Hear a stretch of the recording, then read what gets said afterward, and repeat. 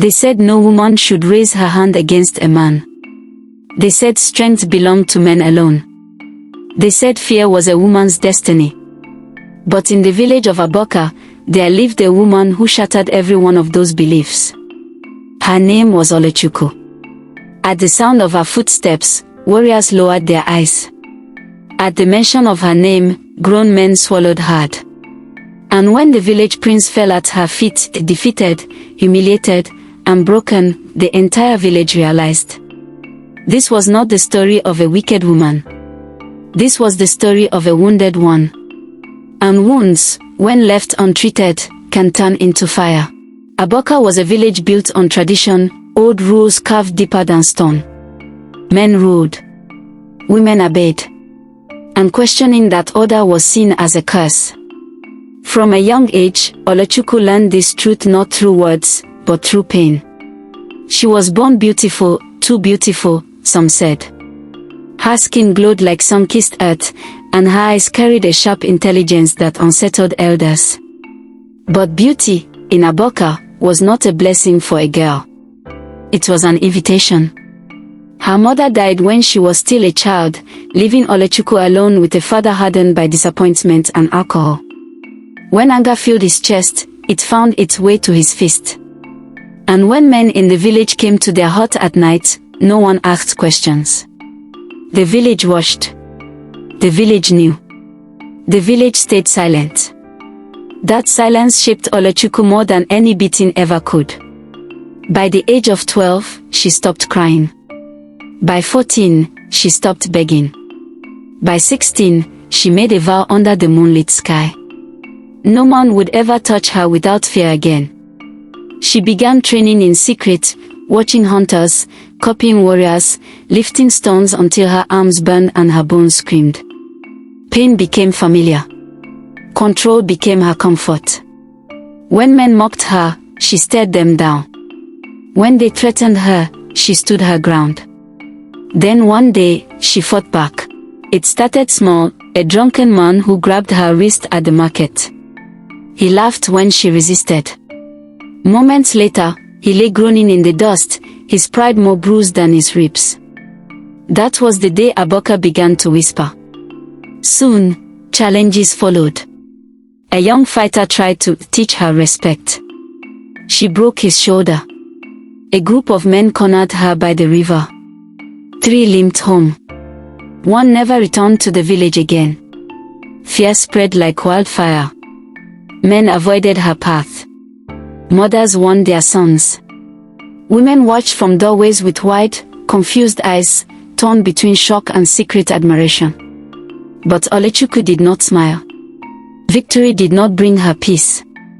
Each fight only fed the storm inside her. Then came Prince Obinna. He was everything Abaka admired, tall, confident, and born into power. He believed no woman could stand before him, especially not one who embarrassed the men of his village. He summoned Oluchuku to the village square, surrounded by elders and warriors. "You shame us," he said, his voice smooth with arrogance. "Kneel, apologize, and I may show mercy." Oluchuku looked around. At the elders who once turned away. At the men who once laughed. At the women who once cried silently like she had. She did not kneel. The duel was declared. Drums echoed. Dust rose. The entire village gathered, expecting the prince to restore order. But the fight did not go as planned. Obinna was skilled, trained, fast, powerful. Yet Oluchuku fought with something deeper than training. She fought with memory. With rage. With years of swallowed screams. Every strike carried her past. Every blow carried her pain. When the prince fell, the silence was deafening. Oluchuku stood over him, breathing hard, her hands shaking, not from fear, but from release. The elders were furious. "How dare you raise your hand against royalty?" they shouted. And then, Oluchuku spoke. For the first time, she told her story. She spoke of nights filled with terror. Of men who took and left laughter behind. Of a village that chose tradition over truth. Her voice cracked, but she did not stop. "When you failed to protect me," she said, "I learned to protect myself." The crowd stood frozen. Even the prince could not meet her eyes. The elders wanted punishment. Exile. Silence once more. But something had changed. The women stepped forward. Then the younger men. Then even some elders lowered their heads. Abaka could not return to what it was. Oluchuku was not crowned queen.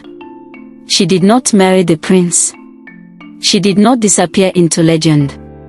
Instead, she walked away, head high, scars visible, spirit unbroken. And the village of Abaka was never the same again. Men learned fear, not of women, but of injustice. Women learned strength, not of fist, but of voice.